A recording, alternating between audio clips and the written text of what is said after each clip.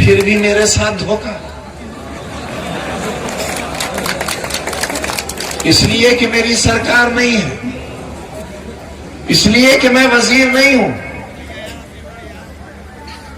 ना। बुरी बात की दोस्त आपने, कल तक हमारी जिंदाबाद के नारे लगाने वालों आज भाजपा के एजेंट हो गए। एक तरफ लुटेरे हैं हथियार बंद और दूसरी तरफ निहत्था हिंदुस्तान है। मैं कहता हूं मुझ पे गद्दारी वतन का मुकदमा चलाओ, मुझे फांसी के तख्ते पर चढ़ाओ, लेकिन तिल तिल करके हमें मरने के लिए मजबूर मत करो। जो हिंदुस्तान का पैसा लूटकर विदेश चला गया वो पैसा भी हमारा नहीं था, हम गरीबों का नहीं था, टांडे के मजदूरों का नहीं था, मदरसे के मास्टर का नहीं था, मस्जिद के मुअज्जिन का नहीं था, मस्जिद के इमाम का नहीं था। ये पैसा भी कारखाने और फैक्ट्रियां चलाने वाले हिंदू भाइयों आपका था। हम अब इस मुल्क में, अपने हिंदुस्तान में इस मुल्क के मालिक नहीं हैं। 1947 में मुल्क बंट गया मजहब के नाम पर, एक का नाम हिंदुस्तान और एक का पाकिस्तान हो गया। हम ये समझ के रुके थे मुल्क हमारा है, वतन हमारा है, ये जमीन हमारी है, आसमान हमारा है, यहाँ पर खिलने वाले फूल पौधे हमारे हैं, यहाँ जो गेहूं उगेगा उससे हमारी हिस्सेदारी होगी। लेकिन ऐसा नहीं हुआ, वो सारे ख्वाब चकनाचूर हो गए। इन 70 सालों में हमारे साथ बहुत जुल्म हुआ। हम ऐलान करके कहते हैं कि हम मालिक नहीं हैं, हमें किराएदार तो मान लो, एक अच्छा किराएदार मान लो, और अगर हमें घर से निकालना है तो हमें कहां जाना है ये तय कर दो। मैं कहता हूं मुझ पे गद्दारी वतन का मुकदमा चलाओ, मुझे फांसी के तख्ते पर चढ़ाओ।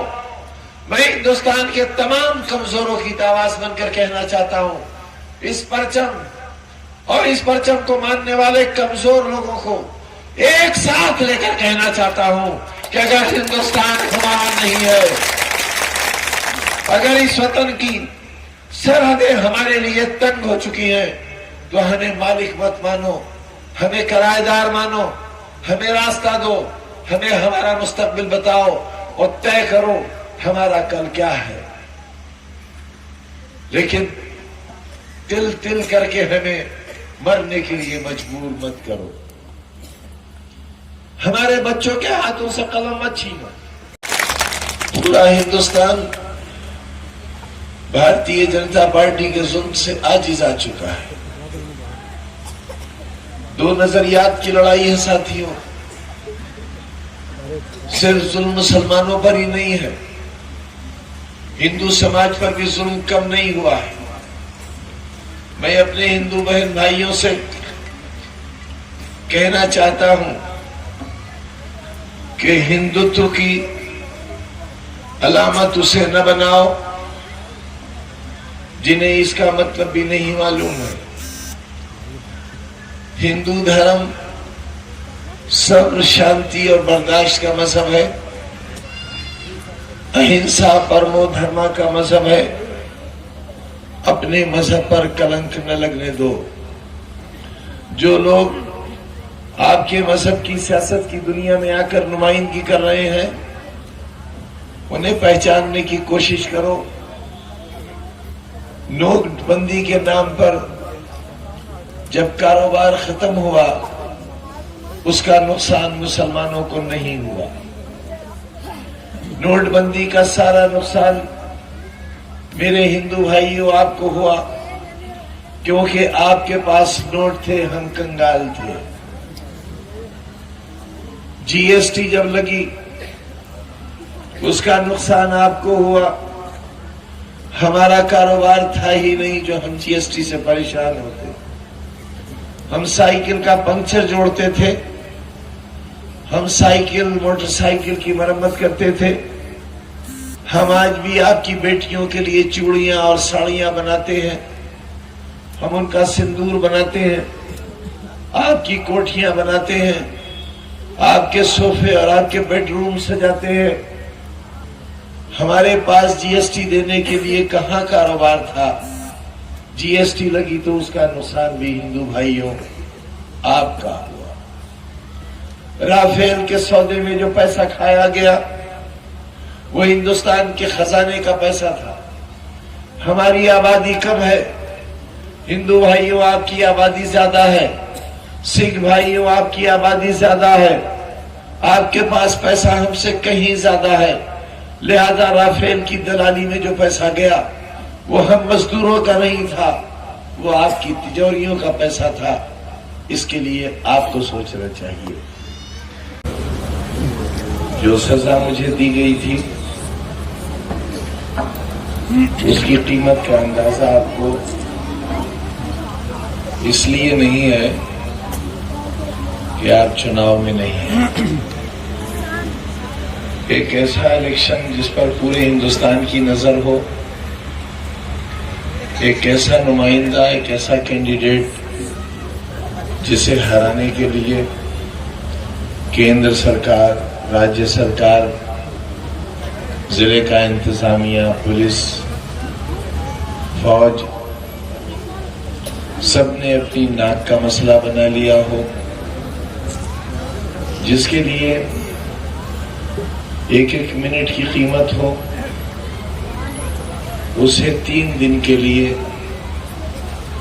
खामोशी की कैद में डाल दिया जाए और उस पर यह पाबंदी लगा दी जाए कि उसकी कोई गतिविधि नहीं होगी, किसी से बात नहीं होगी, कहीं मीटिंग नहीं होगी, कहीं दौरा नहीं होगा, कोई जलसा नहीं होगा। और आज जबकि सुबह 10 बजे पाबंदी हटी है, सिर्फ 3 दिन इलेक्शन के बाकी हैं। ये तमाम वो कोशिशें हैं जो मुझे हराने के लिए, मुझे जलील करने के लिए, मुझे मेरी हैसियत बताने के लिए और उन लोगों को जो मेरी आवाज पर लब्बैक कहते हैं, जो मेरे उसूलों से इत्तेफाक करते हैं और जिनके लिए मैंने जिंदगी के 40 बरस बगैर थके हुए खर्च किए हैं, जिसके दामन पर खुदगर्जी का कोई दाग नहीं है, जो रोया है तो आपके लिए, मुस्कुराया है तो आपके लिए और चला है तो आपके लिए। मैं कभी कभी अपने आप से सवाल करता हूं कि तालिब इल्म जिंदगी से लेकर आज तक सिवाय जद्दोजहद के, सिवाय तकलीफों के, जिंदगी ने मुझे और क्या दिया है जिसे आप बहुत बड़ी शान समझते हैं। आप समझते हैं कि मैं एमएलए हो जाता हूं, वजीर हो जाता हूं, लेकिन अपनी नुमाइंदगी के दिनों में, विजारत के दिनों में मैं इस बात की कोशिश करता हूं कि मेरा अल्लाह इस बात से नाराज न हो कि मैंने लोगों का हक अदा नहीं किया। इंशाअल्लाह नया सूरज तुलू होगा। दूल्हे शबे फिराक से, गमों की लंबी रात को कहते हैं तूले शबे फिराक। तूले शबे फिराक से घबराना है जिगर, ऐसी भी कोई रात है जिसकी सहर न हो। इंशाअल्लाह गमों का दौर खत्म होगा। इंशाअल्लाह जुल्म सहने के लिए मैं हूं, आंसू बहाने के लिए मैं हूं और तुम्हारे आंसुओं का हिसाब लेने के लिए भी मैं हूं। मुझे ताकत दो, मेरे बाजुओं को ताकत दो, मैं इंशाअल्लाह जालिम से हिसाब लूंगा। इनकलाब, इनकलाब, इनकलाब। एक खुशखबरी देने हाजिर हुआ हूं। मेरे सामने एक बहुत खुशनुमा नौजवान प्रदीप गंगवार साहब बैठे हैं। ये आपके सामने है। मैंने आज इनसे कहा कि अगर दिल से आते हो तभी आना, वरना मत आना। मैं इंसान हूं और इंसान होते हुए मुसलमान हूं। आप भी इंसान हो। आपका खालिक और मेरा खालिक एक है। आपका ईश्वर मेरा ईश्वर है। मेरा अल्लाह आपका अल्लाह है।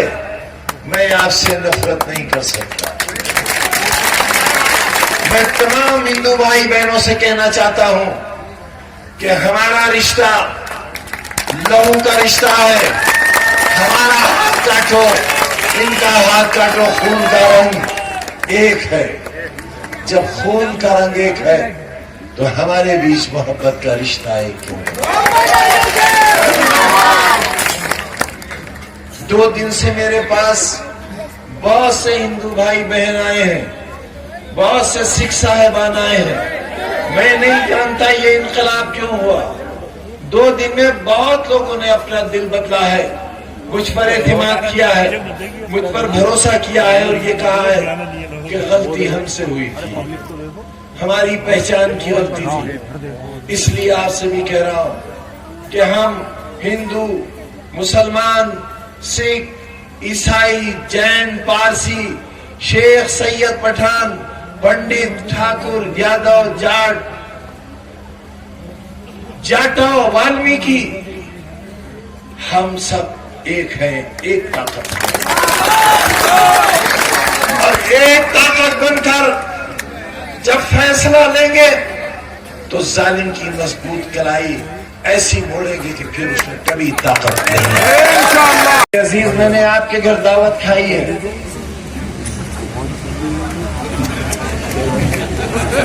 मुझे उन टुकड़ों का लिहाज है। मुझे आपकी उन मोहब्बतों का लिहाज है। मेरी आवाज अगर सुन रहे हो, यकीनन सुन रहे हो,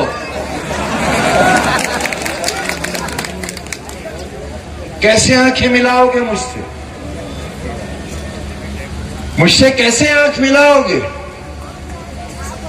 मैं हाथ बढ़ाऊंगा, मुझसे कैसे हाथ मिलाओगे? मैं आज भी तुम्हें देख रहा हूं। आओ मेरी आंख से आंख मिलाओ और मुझे बताओ कि जो मांगा वो मिला या ना मिला।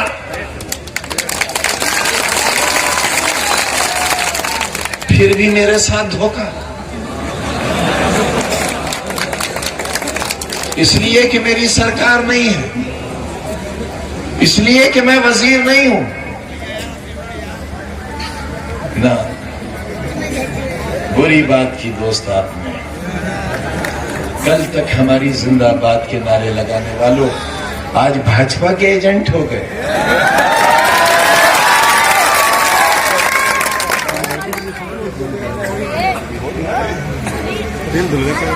मैंने पूछा कांग्रेस के कैंडिडेट से, भाई कपूर साहब, सिर्फ मुसलमानों के मोहल्लों में जा रहा हो, कपूरों में क्यों नहीं जा रहे? सारे कपूरे छोड़ रखे हैं तुमने, एक कपूरा भी नहीं पकड़ा। सिर्फ मुसलमानों में जा रहे, स्वार टांडा में आ रहे, शहर में आ रहे, कपूरों में नहीं जा रहे। सिर्फ इसलिए कि जो भी वोट कटेगा तुम्हारा, भारतीय जनता पार्टी को उसका दुगना फायदा। वो जो कर रहे हैं उन्हें करने दो। महलों वालों का तो काम ही है,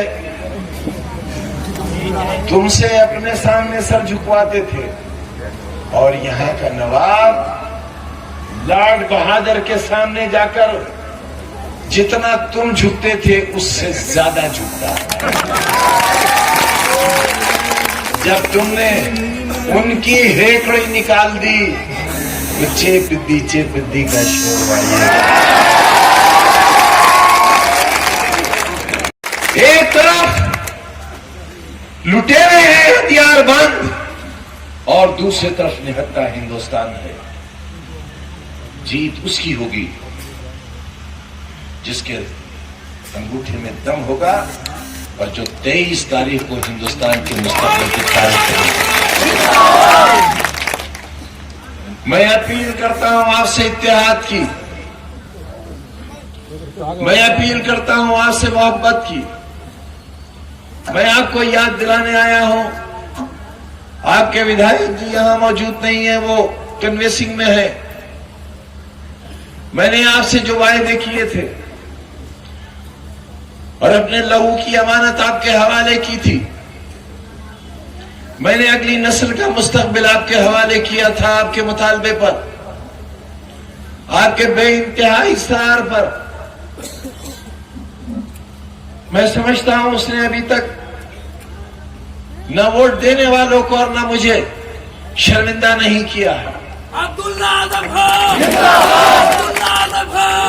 मैंने उसके आने से पहले आपके इलाके में विकास के कामों में कोई कसर नहीं रखी है। मैंने आपके शहर को, आपकी आबादी को पैसा देने में कोई कंजूसी नहीं की।